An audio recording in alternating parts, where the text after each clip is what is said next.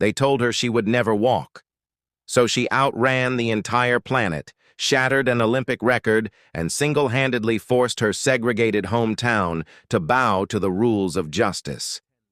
The unfiltered truth is this: the system will gladly use your brokenness to justify your limitations, but an elite mind coupled with an unbreakable spirit can rewrite the laws of biology and society.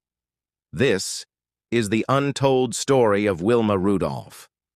Born prematurely in 1940 in St. Bethlehem, Tennessee, Wilma entered the world with the odds completely stacked against her. She was the 20th of 22 children in a poor, working-class family. In the segregated South, health care for black families was practically non-existent. At just 4 years old, her body was ravaged by double pneumonia, scarlet fever, and the terrifying polio virus. The polio left her left leg completely twisted and paralyzed. White doctors bluntly told her mother to accept reality. Wilma would never take a normal step again. She was fitted with a heavy, cold metal leg brace. For years, she was the little girl who could only watch from the window while the other children ran and played on the dirt roads. But the system underestimated the power of a unified black family. Twice a week for 2 straight years, Wilma's mother took her on a 90-minute bus ride to a black medical center in Nashville for treatment. At home, her siblings took turns massaging her paralyzed leg 4 times a day, working in shifts to breathe life back into the muscle.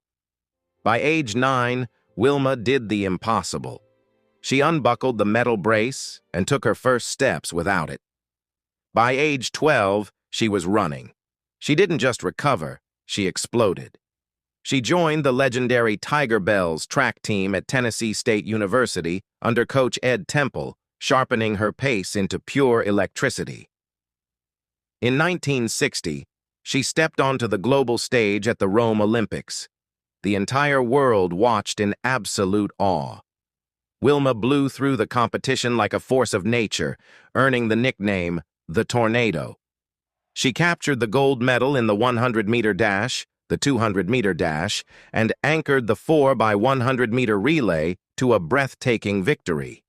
She became the first American woman in human history to win 3 gold medals in a single Olympic Games. She was crowned the undisputed fastest woman on Earth.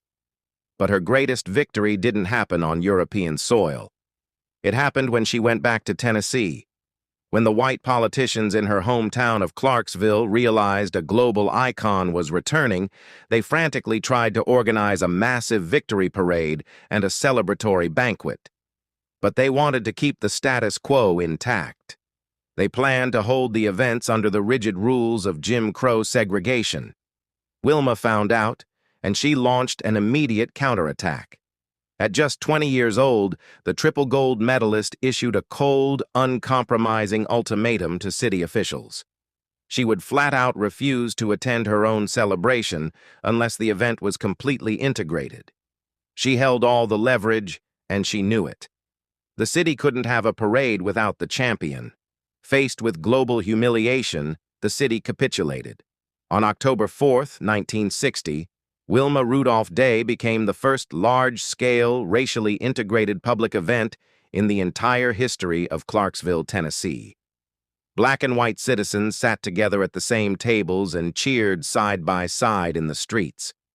Wilma Rudolph proved that true speed isn't just about crossing a finish line, it's about having the power to make a broken system run at your pace. So ask yourself, why does the system teach us to admire the medals she won, but completely hides the raw courage it took to force her own hometown to integrate? Comment, courage, to keep the real history alive. Follow for more unfiltered history. She made history like that? First black woman to win 3 Olympic gold medals. That's the end of the video! Hey, don't forget to like and subscribe.